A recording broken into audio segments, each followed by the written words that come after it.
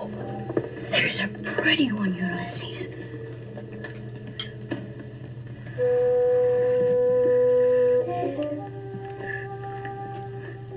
There it is. Hello BookTube, I'm Sean the Book Maniac. Welcome back to my channel. Here I am with another book haul.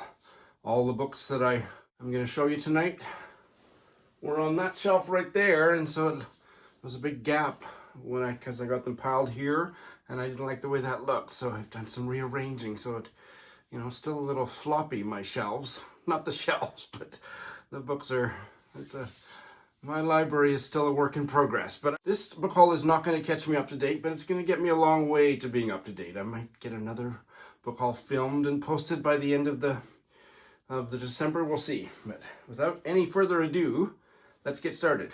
This is one of the more curious books that I've acquired since I came to Canada, because this is a memoir written by somebody from my rinky-dink little small town.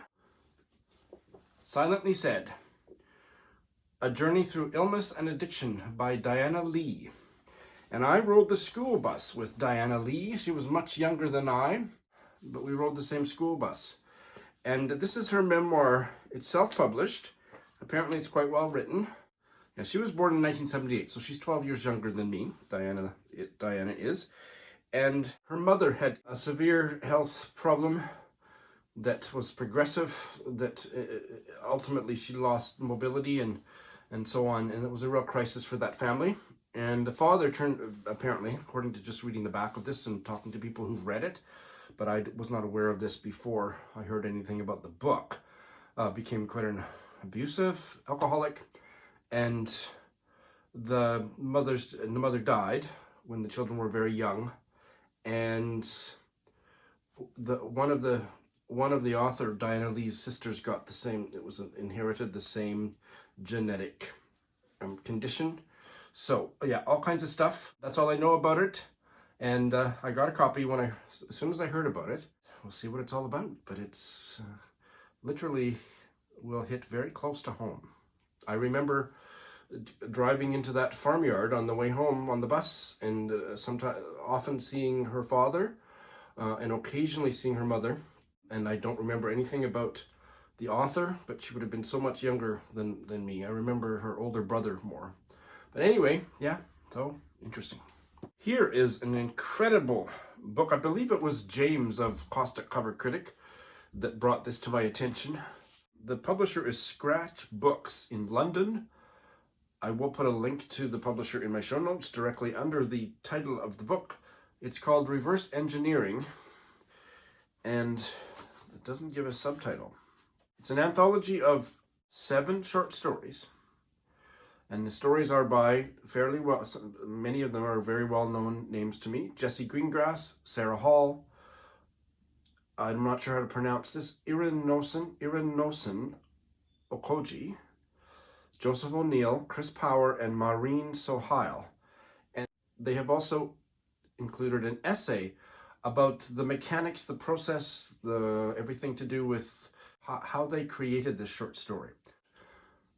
I'm so fascinated about everything to do with the short story because I still feel, and I've been saying this on my channel for 5 years, that I just have never developed a vocabulary to talk about short stories as a genre more deeply. So that's why I got this. There's a little postcard. And do check out Scratch Books on the web because they do a bunch of other interesting stuff, and James has provided some essays, not in this, but in some other stuff, introductions or forwards to some of the other books they put out. So yeah, this looks really intriguing. I got a lovely used copy of this Mary Barton by Elizabeth Gaskell back when I thought that I would have my shit together to participate in Victober this year, as I have for the previous 4 or 5 years, but I just didn't. So I had to give Victober a pass, but my plan was to read this. I have not read it. I have enjoyed everything I've read by Elizabeth Gaskell, and this is one that I haven't got to. The same day, I remember I was with my friend Gwen, and we went to the Westgate Books, the same store where I had got caught in the rain, and after waiting for the rain to abate for like 2 hours in that store, the store owner gave me a ride home. and it was quite a ways out of his way on his lunch hour. And I had a very friendly chat. And this was the first time I'd been back to that store, and I wanted to talk to him some more and give him my card, because we didn't even exchange names the first time. But he was busy with a huge intake. So, some preteen girl brought in all of her, I don't know what it was, but it was a huge collection, and he was working with this adding machine, and it took me a long time to even get his attention, but we didn't have a chat, so at least I gave him my card. I haven't heard from him. That was several months ago. Anyway, that same day, I got this British novel by an author I've been curious about for a long while and never gotten to. Sybil Bedford, Jigsaw. As far as I understand it, she is, can I say it this way? Ethnically, her heritage is British, but she was born in Germany. Privately educated in Italy, England, and France. And this is, I believe it's a memoir or autofiction, but it's about her life in the south of France in the 1920s. So, has anybody out there read Sybil Bedford? Let's listen to the opening paragraph. It's quite long, but I haven't read from anything yet so far, so let's have a listen to Sybil Bedford. A first coherent memory is being wheeled through leafy streets in a pram that felt too small for me. I was well able to walk. I knew it was Copenhagen. I must have been over 2 years old. Presently, I was in some kind of a narrow space, and my mother, wearing an enormous hat and veil, was bending over me, for it was she who, quite exceptionally, had wheeled the pram. She spoke to me in the tone of voice in which vows are made. Please, be good. Please, keep quiet. He hates to have a baby in the hall. Please, just go to sleep. I did. For the whole blessed afternoon. Elucidation came later, years later, but the actual sequence, the streets, the pram, the narrow space, the urgency in my mother's voice, an appeal to reason and accompliceship, my instant fall into oblivion, is a first-hand memory. The narrow space was the hall of a man's flat. He was a Danish novelist, a bachelor nearer 50 than 40, fastidious, fated. We, my mother, Nanny, I, were staying at a hotel. It was Nanny's afternoon off. My mother did not know what to do with me. You couldn't be left alone. You were very active. I couldn't trust the chambermaid. She might have told Nanny. Nanny wasn't supposed to know. Nobody was to know. So I popped you into that pram and took you to Peter's. Yes, I took a chance, but you were angelic. If you've been following along, you'll know that I developed quite an interest in Métis history last year through reading a mammoth history of the Métis people in Canada, which is a discrete group within pretty much the Canadian context only, although some of the Métis people also settled in the northern U.S. But for the most part, this is a peculiarly, well, I don't even want to say Canadian.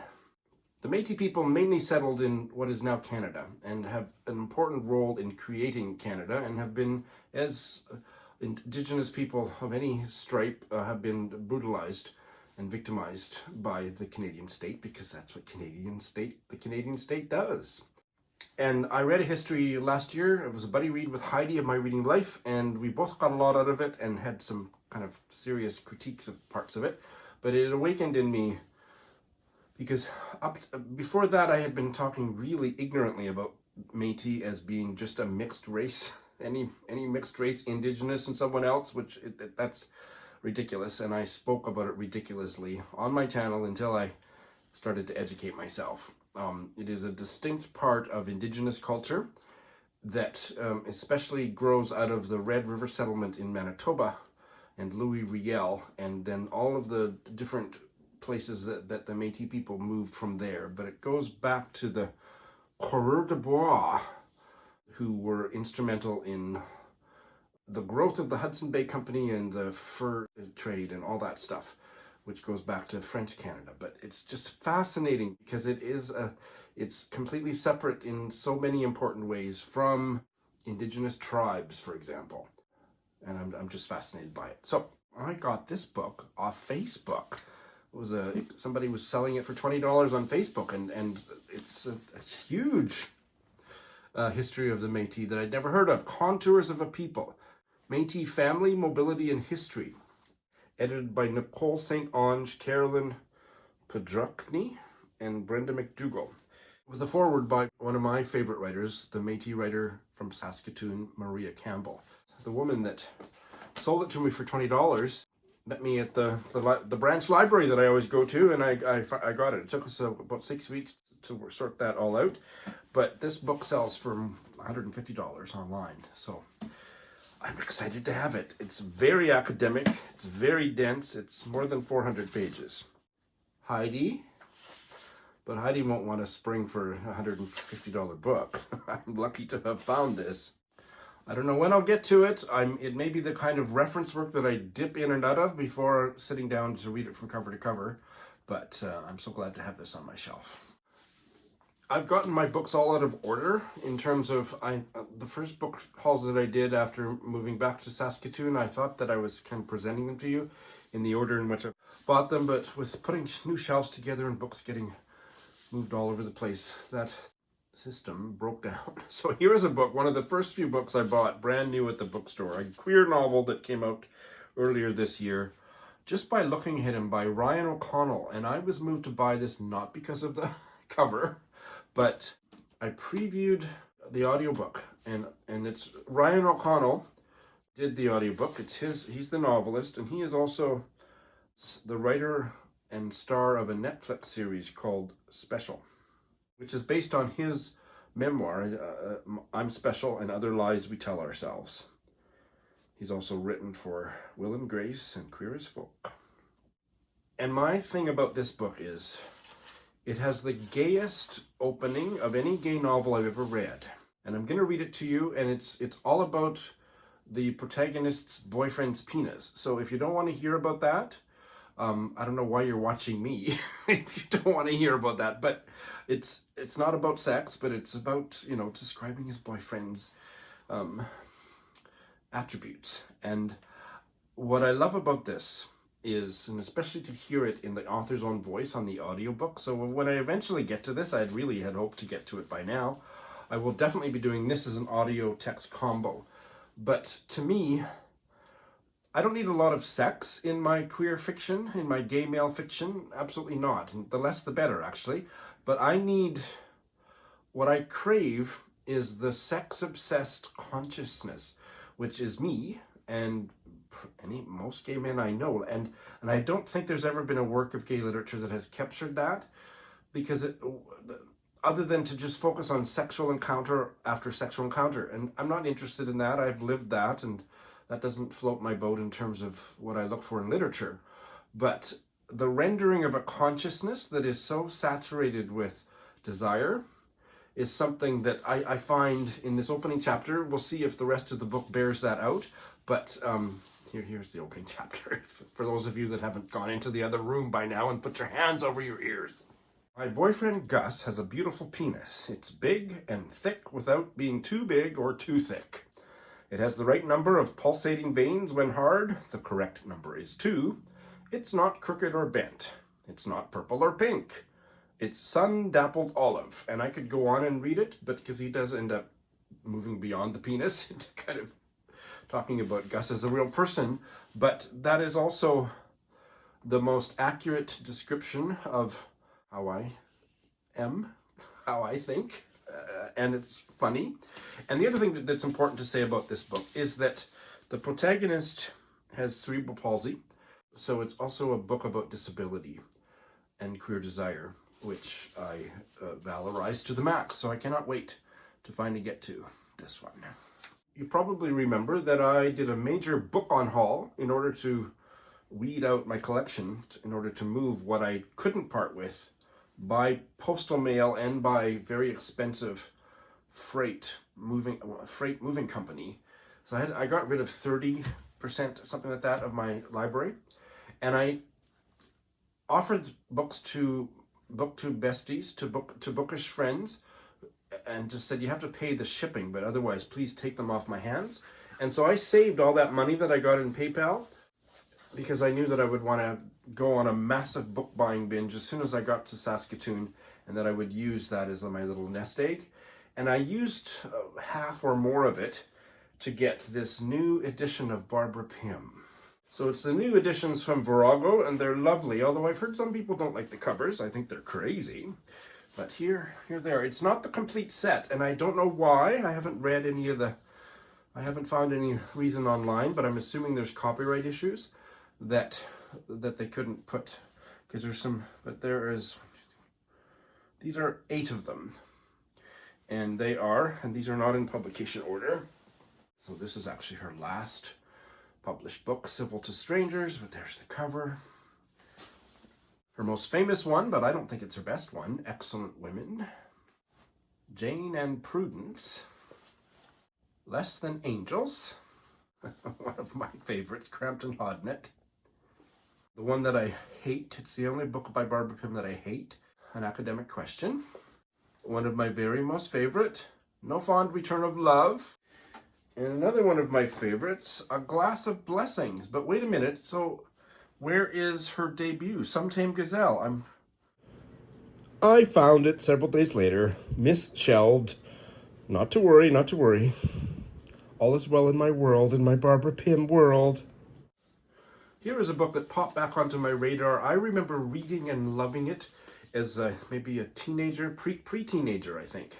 It's a novel for children about the Nazi era. So it's one of the very first historical novels I would have read. I think my memory is it's the first anything that I read about the Holocaust and about the Nazi era. It will be famous to many of you who are from my generation. When Hitler Stole Pink Rabbit by Judith Kerr. And yeah, I remember reading this and I had forgotten all about it. I didn't remember the title or the author and somehow came across a reference to it, Googled it, and here was this 50th anniversary edition that I could get fairly affordably. I believe it's set in France. No, it's set in Germany. And it's based on the author's own experience. Judith Kerr was born in Berlin of German Jewish parents, so it's very autobiographical. And it was a chilling read. It was absolutely fascinating, and I'd like to reread it. It was originally published in 1971. Let's have a listen to the opening paragraph, shall we? Anna was walking home from school with Elsbeth, a girl in her class. A lot of snow had fallen in Berlin that winter. It did not melt, so the street cleaners had swept it to the edge of the pavement, and there it had lain for weeks in sad graying heaps. Now, in February, the snow had turned into slush, and there were puddles everywhere. Anna and Elspeth skipped over them in their lace-up boots. And just to be clear, this is not translated from the German. I got an affordable copy of this lovely edition of an Icelandic novel, Independent People by Halldór Laxness, from the Everyman's Library. I think I got it for 10 or 12 bucks, and I needed to have it. Laxness got the Nobel in 1955. This novel is set in the early 20th century. Don't need to know anything more than that. Has anyone out there read it? Last year, I believe, or earlier this year? Last year, I think it was. I read a historical novel by the Cameroonian writer Leonora Miano. That novel, the English translation, was called Season of the Shadow, and I absolutely loved it. I think I've done a full review. I'll put a link in, and if I have. And here is her next work of fiction to be translated. Twilight of Torment, and then Part 1, Melancholy. Look at that cover. This is from Seagull Books that just do such a fabulous job. Their hardcovers are just gorgeous. Translated from the French by Gila Walker, the same translator as before. And I believe Roz read Season of the Shadow after I did, and so I have already nabbed her to buddy read this sometime in 2023, and I don't think I want to wait until Women in Translation Month. That's way the heck over in August. I want to get to it sooner than that. The first volume of a 2-volume novel. A powerful and sometimes discordant jazz-inspired chorus about femininity, sexuality, self-love, and the intrusion of history into the intimate lives of people of African descent. I rarely read that much from a synopsis, but that was gorgeously written. And so this sounds like much more of a modern tale. And this is part 1. The chapter is Madame. I think there's 4 women. I don't know if they're all speaking in, I don't know what point of view they're speaking in, but this is one of the four, Madame, and then there's an epigraph.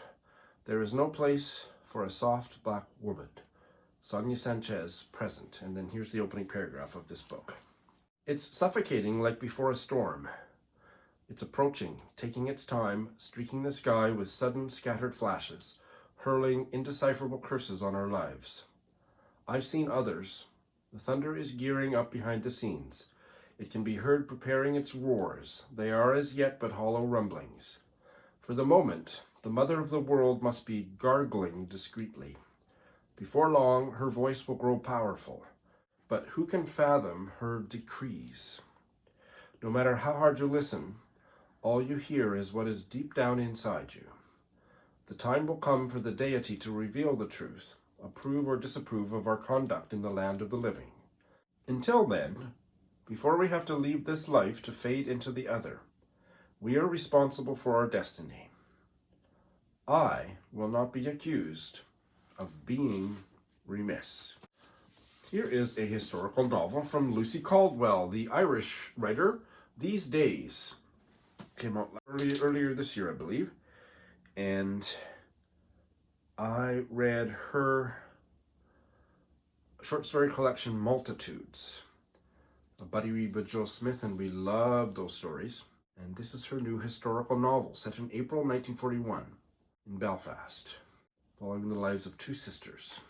And I got this copy in the mail from maybe Blackwell's, and I'd forgotten about this. It's autographed by Lucy Caldwell. That was a bonus. I didn't know that when I ordered it. Here's the opening section. It's like two shorter paragraphs plus a beginning with a one-sentence paragraph. So it's about the same length as what I read to you from the other one. It's Emma who wakes first. Emma has spent what there's been of the night so far running, searching, racing through the corridors of her dreams. When she eventually found her supervisor, Sylvia's face was stern under her steel helmet. And when Sylvia stepped out onto Templemore Avenue to talk to her, because, of course, she was where she always is, where Emma should have looked first, she was incandescent with rage, more furious than Emma has ever seen. "How many times," she asked, "are you going to do this?" And in the dream, Emma understood. And when she wakes, her mouth is bleeding where she's bitten the inside of her cheek in her sleep, struggling through her dream to find the right thing to say. I think this might have been on the Booker list. It's been on some prize lists, so I'm not going to spend too much time talking about it. It was because of all the hoopla about it. It sounds like a really great novel, and I got a copy.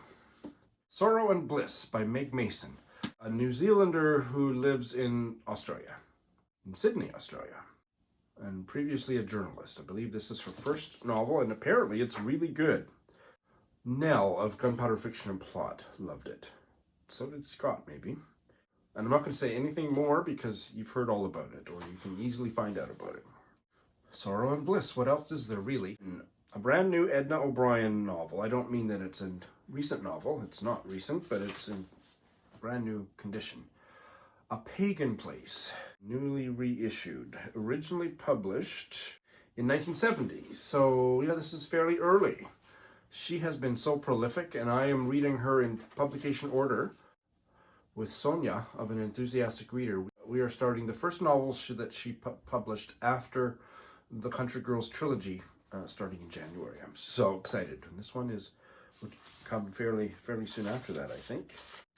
The protagonist is an Irish woman who went to join a religious community in Belgium and then wisely got the hell out of there and came back to Ireland. I mean, not the Belgian part, but the religious part. Let's hear the first couple paragraphs, because Edna O'Brien. Manny Parker was a botanist, out in all weathers, lived with his sister that ran the sweet shop. They ate meat Fridays, they were Protestants. Your mother dealt there, found them honest.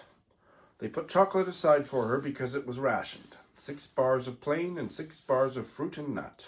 These she stored in the sideboard along with jams and jellies. The sideboard was dark brown, the keys missing, but since the doors opened with a terrible creak, it was nearly the same as having them locked. No one opened those doors without the whole house knowing. When the bitter oranges came from Sybille in the spring, Manny Parker's sister made a marmalade, and the pound pots were put to cool on the counter where everyone could see them and compliment her on them. She favored a coarser marmalade than your mother, and the shreds suspended in the dark jelly were like seeing pet fish in a tank. Oh my God, that is so inviting. And because these are all mixed up, this is one of the more recent acquisitions. The English Understand Wool by Helen DeWitt. And this is from a new series called Storybook ND. Gorgeous. It's a novella or even a glorified short story, which is a New Directions publishing imprint.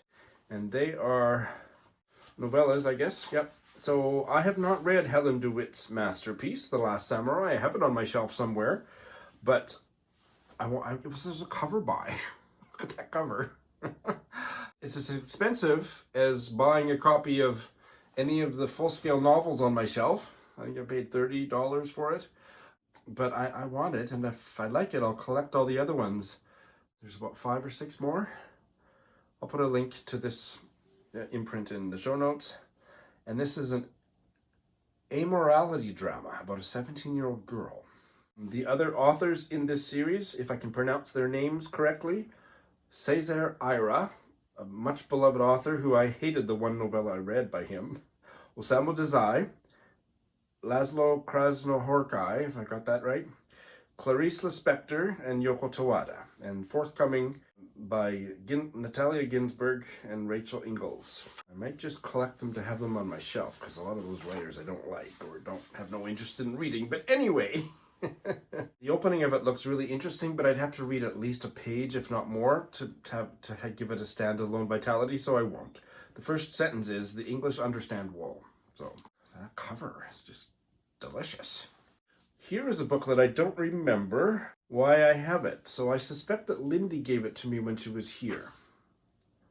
I think this is one that she said, have a look at this and see if you want it.